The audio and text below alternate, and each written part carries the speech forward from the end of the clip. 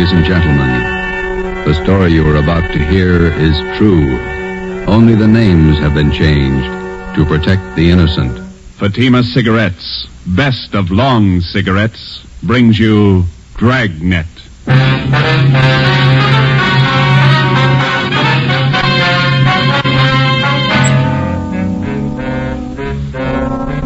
You're a detective sergeant. You're assigned to homicide detail. A vicious killer has taken the life of a 62-year-old woman. Suspicion points in only one direction. The murderer was heartless, cold-blooded. Your job, get him. If you want a long cigarette, smoke the best of long cigarettes. Smoke Fatima. It's the long cigarette that contains an essential ingredient of all the very popular cigarettes, Turkish tobacco. That's why you see the Turkish symbols on the attractive golden yellow Fatima package. That's why Fatima has a much different, much better flavor and aroma than any other long cigarette. That's why Fatima doubles and redoubles its smokers. Yes, if you want a long cigarette, smoke the best of long cigarettes. Smoke Fatima. Dragnet, the documented drama of an actual crime. For the next 30 minutes, in cooperation with the Los Angeles Police Department, you will travel step by step on the side of the law through an actual case from official police files. From beginning to end, from crime to punishment, Dragnet is the story of your police force in action. It was Saturday, November 5th. It was foggy in Los Angeles. We were working the day watch out of homicide. My partner's Ben Romero. The boss is Ed Backstrand, chief of detectives. My name's Friday. It was 3:35 p.m. when I got to room 42. Homicide.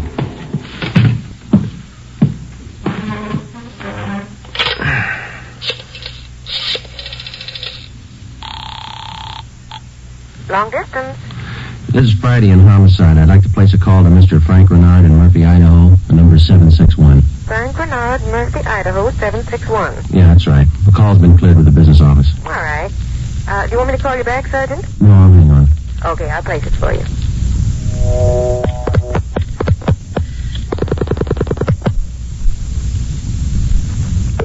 Long distance? Long distance, Mr. Frank Renard, Murphy, Idaho, Murphy, 761.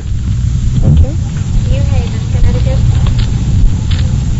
Your number, please. Charge the call to Madison, 7961. Thank you. The time and charges when the call's completed, operator. Rate, operator. You ready to put a man out there? Yes, Murphy, Idaho, routing and person rate.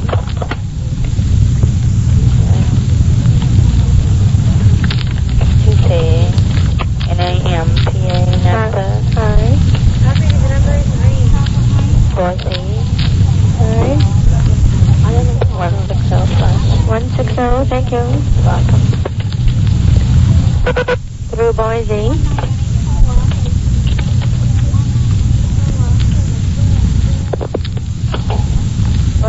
I'm calling Napa.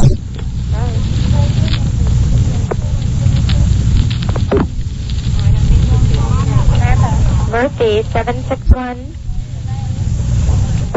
Thank you.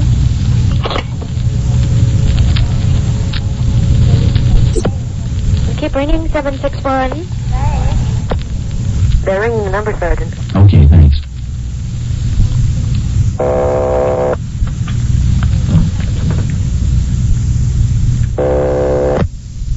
Hello? Mr. Frank Renard, please. Los Angeles calling. Who do you want? Mr. Frank Renard, please. Los Angeles calling. I'm Frank Renard. Go ahead, please. All right, Sergeant, go ahead. Hello? Hello? Hello, Frank Renard. Yeah, who's this? This is Sergeant Friday, Los Angeles Police Department. We've got an urgent message for you. For me? Well, what's the matter? Well, your wife, Dolores, asked me to call you. Something's happened to your mother. What do you mean? What's happened? I better let your wife tell you. She wants you back in Los Angeles right away. Look, what's this all about? I can't leave my job now. You better come. Your mother's been murdered.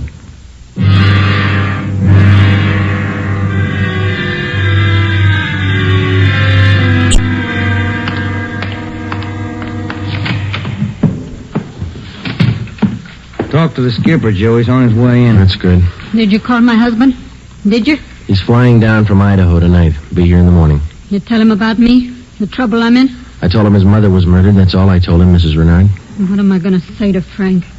He always sided in with his mother. He'll never believe me. What can I tell him? Jory can give you more trouble than your husband can. What you going to tell them? Are you stupid or something? How many times do I have to say it? I didn't kill her. I didn't kill her. It's a small room, Ms. Renard. We can hear you. Sit down, please. I won't sit down. You're not pinning this on me because I didn't do it. Anybody could have killed the old hag, but I didn't. Will you sit down, please? I don't have to take this. I'm no tramp. Keeping me in here, asking me questions. I told you all I know. Look, you're in a bad spot. I hope you realize that. I didn't kill her. Ms. Renard, how long have you and your mother-in-law been living together in the house on Chavez Road? Since Frank took the job up in Idaho. About 6 months. He said it'd be better for me while he was away living with her. Your neighbors told us you didn't get along very well with your mother-in-law. That's right, I didn't. She hated me, I hated her. You used to fight with her, is that right? You hit her. Only a couple of times. She called me dirty names. I hit her. She pulled me by the hair. And I hated her like everything. And I didn't kill her. Once more, Ms. Renard, would you mind telling us how you spent your time since early this morning, where you went, what you did, everything? I told you already everything. Will you tell us again, please? I got up about 9:15. I had a cup of coffee and then I got dressed. The old lady was on the back porch doing the washing. What did your mother-in-law do for a living? I told you. She took in washing. After I got dressed, I left the house. About 10 minutes after 9, I went downtown to the dentist. He filled a tooth for me. This one here, you can ask him. What time did you leave the dentist's office? About 10:15. Maybe 20 after. You can ask him. What'd you do after that? I walked around window shopping. Did you buy anything? Talk to anybody? I told you no. What time did you get home? 12:30. I went in the bedroom. The old lady was on the floor. Blood all over. I felt her heart. It wasn't beating. Is that when you got the blood on your dress? Yeah. Now that's all I'm going to say. 3 times I told you the same story already. And you still can't account for your time between 10:20 this morning, the time you found the body, and called the police at 12:30. I told you. I left the dentist. I went window shopping. Then I walked home. And during that time, you didn't talk to anyone and no one saw you? Lots of people saw me. People on the street downtown. I'm no tramp. I don't talk to everybody. None of your neighbors saw you come home, Ms. Renard? Of course they didn't see me. I cut across the back lot up from San Jose Avenue. I came in the back way. The lady who lives next door to you. She says she was in the backyard about noontime. She stayed there till after 1 o'clock. She didn't see you come in the back way. And she's a liar. She's a dirty liar. You and your husband took out an insurance policy on your mother-in-law last year. Is that right, Ms. Renard? Sure it is. What of it? $5,000? Yeah, so what? You know a man by the name of George Martino? No. You better tell the truth, Ms. Renard. All right, so I do. He's a friend of mine. You've been running around with him since your husband's been away. None of your business. I do what I want. Your mother-in-law found out about Martino. That's what you fought about most of the time. Oh, she was crazy. He's a friend of mine, that's all. Are you telling the truth, Ms. Renard? Martino's a boyfriend of mine. I told you, that's all. Your mother-in-law found out you were running around with him. She warned you if you didn't shake Martino, she'd write your husband. You said you'd kill her if she did. That's a lie. That's what your mother-in-law told one of the neighbor ladies. And I said it just to scare her. One night I was drinking. We had a fight. She was yapping at me all night. I said it just to scare her. But she wrote the letter anyway. And that's what she said. But I didn't kill her. You had the time, the motive, and the opportunity. It wasn't me. I didn't kill her. Interrogation room, Friday. This is Brennan, Joe. Yeah, Bill, where are you? Santa Monica. Picked up George Martino.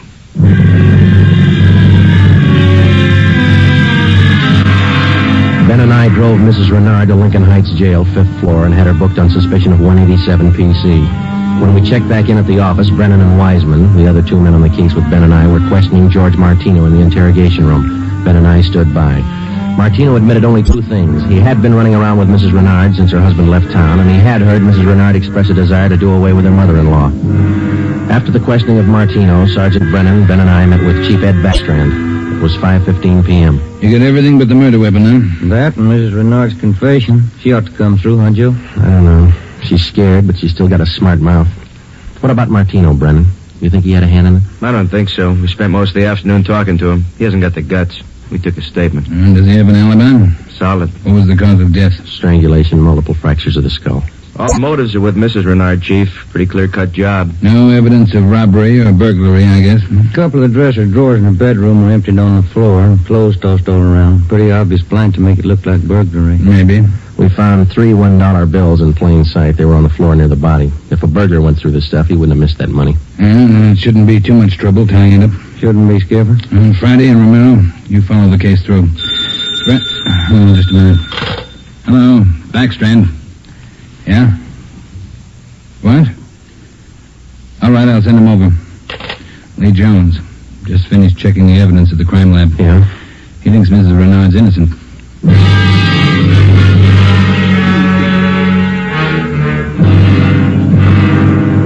There they are, fellas. Facts don't lie. But she had every reason in the world to kill the old lady. In my book, she couldn't have killed her. All right, let's have it, Lee. How does the evidence add up? That's just it, Joe. It doesn't. Take a look. The dress Mrs. Renard was wearing when she found the body. That's it. Blood smears near the hem. 2 smears, that's all. Now, if she murdered her mother-in-law, there should be more blood on this dress. It shouldn't be smeared. How do you mean? First of all, the manner in which the old lady was killed. Head was battered in. Must have bled profusely. No question about that. All right, go ahead. Whoever murdered the old lady must have stains all over their clothes. Here's the important part. Because of the nature of the wound, it would have stained in drops, not smears. Well, how can you tell the difference? Maybe these are drop stains on her desk? They're not. I checked them with a microscope. Only the higher ribs of the cloth are stained. The smears, nothing else. But a drop forms its own definite drop pattern and permeates the cloth, soaks in.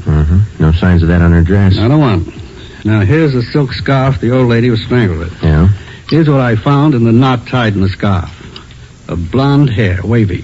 Old lady had dark hair. So does Miss Renard. So does her boyfriend. That's what I mean. This blonde hair is one of 2 things that didn't belong at that murder scene. What else you got? This here. Where's it, Lee? Small piece of plastic. From a gun butt, I'd say. See here? Crisscross surface, then a little smooth area here. Yeah? The killer could have hit the old lady with the butt of a gun. And a piece of the stock could have chipped off like this, huh? Miss Renard doesn't own a gun. Neither did her mother-in-law. Well, where does that leave us? I don't know, Joe. There's the stuff. You can't disregard it. Maybe you can explain it. Yeah. How? Well, first prove this dress isn't the one Mrs. Renard was wearing this morning. Then find the dress she did wear. We know she wore this when the dentist identified it, and so did 2 of the neighbors. That's what I mean. The dress is too clean, doesn't belong. Yeah. And this blonde hair, this piece of gun butt, they don't belong either. Well, and you think she's innocent? You're looking at the evidence. What do you think? 6 p.m. Saturday, November 5th. Ben and I went back to the office and met with Brennan Wiseman and Ed Backstrand. The open and shut case against Mrs. Renard was up in the air, but we still weren't sure that she was innocent of the murder of her mother-in-law. Ben and I drove to the Lincoln Heights jail and interviewed the suspect again. She agreed to submit to a lie detector test. We drove back to the office, contacted Sergeant Berger, the department's polygraph man, and set up a special test for the following day. The next morning, we met with Berger and formulated a list of key questions, and then we picked up Mrs. Renard and brought her to the 3rd floor of the old city jail building, the polygraph room. At 10:33 a.m., the test got underway. As usual, Sergeant Berger conducted the interview alone. Backstrand, Ben, and I waited outside. How about Mrs. Renard's husband? Get in town yet? He's due in around noon, Skipper. Got a smoke? Yeah. Here you are, Ed.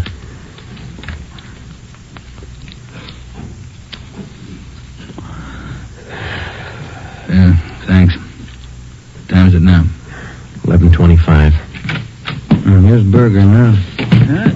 That's it, Ed. What'd you get? I can study the chart a little more. The results are pretty well defined, though. How's it look? No reaction to the key questions. What's your opinion? I don't think she did it.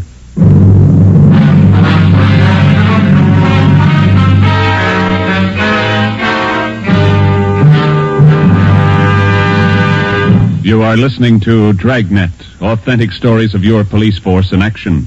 And in leading magazines this week, you'll see this authentic story. Headline: Fatima's sensational growth sets a record for long cigarettes. Then you'll read the actual reasons smokers give for changing to Fatima. Fatima is different. It's mild and has a wonderful flavor.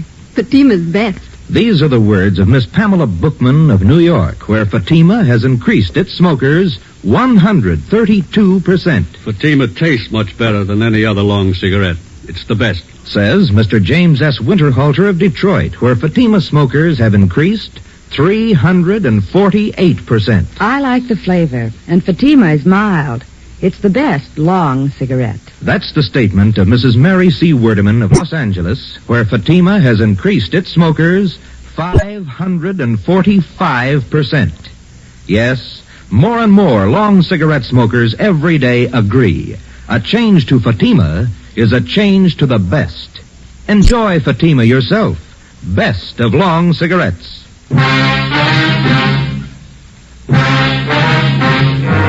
8 a.m., Monday, November 7th. Mrs. Renard was released from custody. We questioned her husband, Frank Renard, briefly. He could tell us nothing more than we already knew. Brennan and Wiseman were called back on the case, and together the four of us started over again from the beginning. We had a dead body, 2 pieces of physical evidence to work with, no idea how to fit them together, and no suspects. We went back to the Chavez Road neighborhood where the murdered woman lived and started pushing doorbells. We canvassed the neighborhood for 3 days, and we uncovered one slim lead.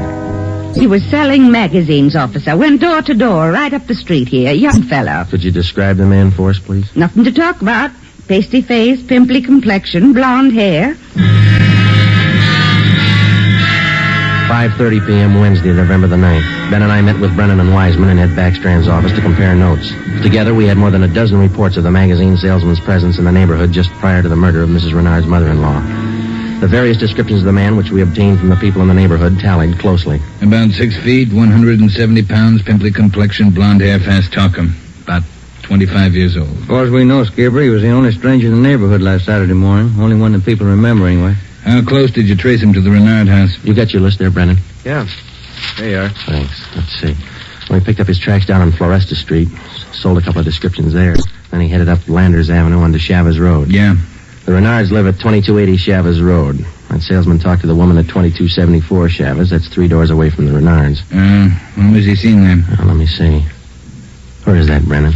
Oh, on the 15-7 sheet, Joe. Didn't have enough room on the report. Oh, yeah. Here it is. Mrs. John Rico, 2274 Chavez. The guy was there about 11:45 Saturday morning. Well, that puts him in the running. First time he ever showed in that neighborhood? First time, Skipper. Fresh kid, not a very good salesman. Here's the name of the company he's working for, the Harrison News Distributors. You check with them? Well, they're closed for the night. We'll call them the first thing tomorrow. Good. Here's something else for you. I had a call from Frank Renard this afternoon. What'd he have to say? Seems in the excitement just after the murder, Mrs. Renard overlooked a couple of things. What's that? Well, they're missing a yellow table model radio. It was in the bedroom where the old lady was killed. Well, that ties in with a robbery motive, huh? And they're missing a ring, too. Belonged to Mrs. Renard. Topaz ring. Supposed to be worth a little money. But she didn't notice it was gone until today. That's right. You got the serial number on the radio? Yeah, right here. Yeah, let's see. Yeah, Brennan, here we are. It's an Emerson model 511 180,000 277609. A lot of small radios in town. There's only one with that serial number on it. Track it down. A complete description of the topaz ring and the serial numbers and description of the yellow table model radio were sent to the pawn shop detail. The information was then placed on the stolen property list and relayed to every pawn shop operator in the city. The next morning, Ben and I interviewed the manager of the Harrison News Distributing Company. There, the suspect had given his name as Sam Bricker. We checked out his home address. Turned out to be a gas station in North Hollywood. We took the suspect's job application blank with a specimen of his handwriting, and then we drove back to the office. Sam Bricker. We were unable to get a make on the name from the Record Bureau. We checked the cards on every known criminal who was cataloged in the oddity file as having a pimply complexion. None of them matched. That night, we got out an APB and a radiogram. The suspect's trail led from one salesman's job to the next. On his last job, he gave his name as Albert Berry. His address is 1430 Palo Alto Drive. That was in the Echo Lake District. Ben and I drove out to check it. 1428, 1430. There it is, Joe. Yeah. At least it's not a gas station, huh? Come on.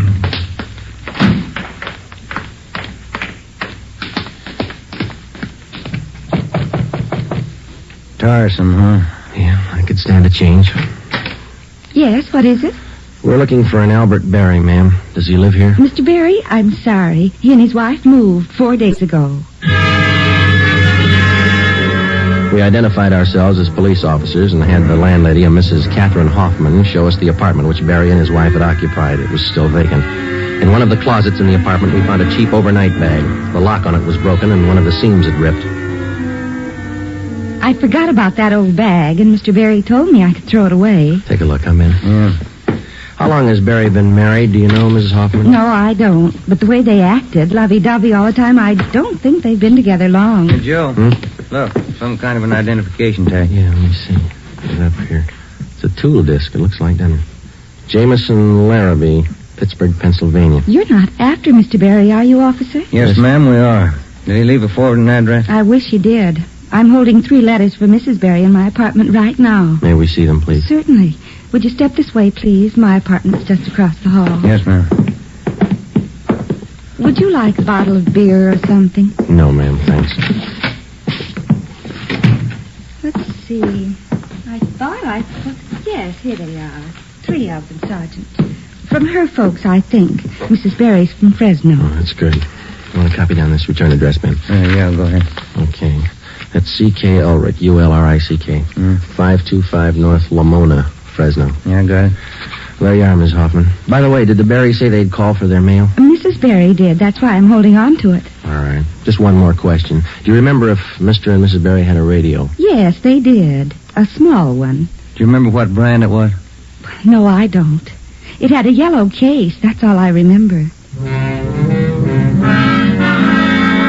Before we left, we called Ed Backstrand, and he had an immediate stakeout placed at the apartment house in case the Berrys returned to pick up their mail. Ben and I went back to the office and placed a call to the Pittsburgh Police Department. We gave them the description and the number of the tool disc which we'd found in Berry's old suitcase. They said they'd check with the Jameson Larrabee Company in the morning, and then they'd call us back. That night, Ben and I drove to Fresno and checked in at the police station up there. 2 officers were assigned to stake out the Ulrich home. We interviewed Mr. Ulrich, who identified himself as Albert Berry's father-in-law. He told us his daughter had married the murder suspect 8 months before, and he gave us pictures of Berry taken at the wedding. Ulrich told us that he'd catch a Santa Fe train out of Fresno the next morning. He wanted to be in Los Angeles to take his daughter home when Berry was apprehended. It was almost 2 a.m. when Ben and I left Fresno and started back for Los Angeles. We checked in at the office at 10 minutes past 8 the next morning. At 8:35, the call came through from the Pittsburgh Police Department. What did they say, Joe? It was a tool disc, all right. Jameson Larrabee Company, issued 18 months ago to one of their workers. They give a name? Albert Berry. 11 a.m. Monday, December the 5th. 1 month to the day since the 62-year-old woman had been beaten to death. The pictures of Berry and his wife, which had been taken at their wedding, were printed up in wholesale lots and distributed to all points. Mr. Ulrich, Berry's father-in-law, arrived in town and got himself a hotel room. We waited. There was no report from the stakeout at the apartment house. We checked back in at the office at 5 minutes to 1. I'll get it. Homicide, Friday. This is Mr. Ulrich, Sergeant. I just got a call from my wife in Fresno. I thought you'd want to know. What's that? The wife got a letter from Norma. They're living in South Pasadena, an apartment. You got the address there? Yes, sir. That's what the wife called about. It's 134 Norway Terrace. When was the letter mailed, do you know? Wife said it was postmarked December 3rd, day before yesterday. Get your coat on, Ulrich. We'll be right over. Ben and I picked up Mr. Ulrich at his hotel and drove to the South Pasadena address. Berry and his wife had the apartment on the top floor. Neither of them were at home. The landlord let us in with a pass key. In the bedroom, we found a small yellow radio. We checked the serial numbers. They matched. It was the same radio stolen from the Renard house. In the bedroom closet, we found 2 suitcases. We checked through them. Nothing in this one, Joe. Here we are. Look at these. What are they, Sergeant? A pair of plastic gun butts. Let's see, Joe. One of them's been chipped, see? Sergeant, somebody coming up the stairs. All right, let's get in the living room. Be quiet.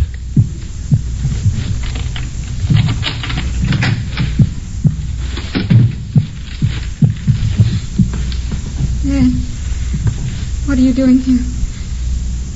Who are these men? Police, Norma. They want Albert. He killed a woman. Dad.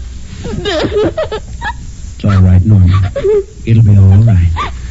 Did you know your husband killed a woman, Miss Berry? He just told me last Saturday. We've been running away for a month now. Moving all the time. I wanted to know why. So he told me. He said I was in it as much as he was. And I'm tired of running. Why did he kill her? Did he tell you that? He said he broke in the house. He didn't know anyone was home. The old woman was in the bedroom. She started to cry out. He had a gun. He hit her with it. Where's your husband now? I don't know. He said he'd come home for dinner. About 5. I bought the groceries. What time you got, Ben? 3:30. That ring you're wearing, Miss Berry. Did your husband give you that? Yes, why? What kind of a stone is that? Topaz. Bert gave it to me. Why? Nothing. We'll wait. 5 o'clock came and went. Barry failed to show. 5:30. Ulrich started to get nervous. 6 o'clock. 6:30. No sign of Barry. I went to the window and kept an eye on the street below. At 6:45, a light green Nash sedan pulled to a stop in front of the apartment house. A man got out and went into the main floor entrance. Bert. I'll let him in. All right. How long have you had the new car? A couple of days. Bert got it credit. What do you want me to do now? Does he have a key to the apartment here? He lost it. Okay, when he rings, let him in. Just act natural. Ben? Yeah. You cover me. I'll get the cuffs on him. Right.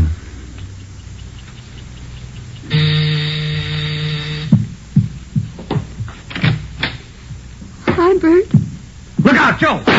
All right, drop it, Barry. Okay, Ben. Yeah. He's fast with a gun.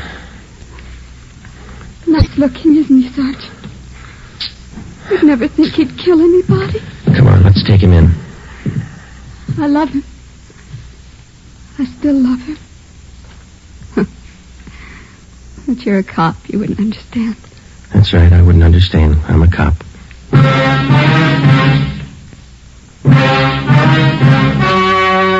The story you have just heard was true.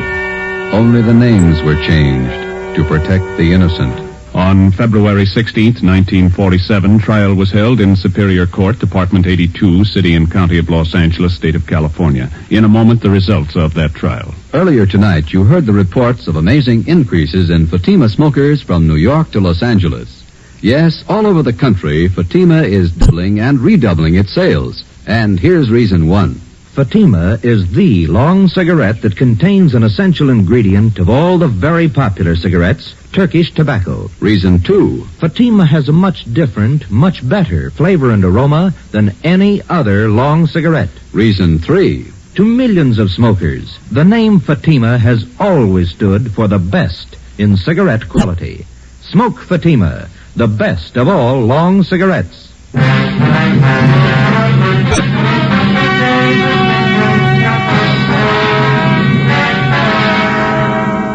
Albert Ralph Berry was tried and convicted of murder in the first degree. His wife, Norma Berry, was found innocent of the charge that she harbored a criminal. She was returned home with her father. Berry was executed in the lethal gas chamber at the state penitentiary. You have just heard Dragnet, a new series of authentic cases from official files. Technical advice for Dragnet comes from the Office of Acting Chief of Police W.A. Wharton, Los Angeles Police Department. Tonight's program is dedicated to Private Hubert W. Estes of the District of Columbia Metropolitan Police Department, who on the night of May 16th, 1947, gave his life so that yours might be more secure.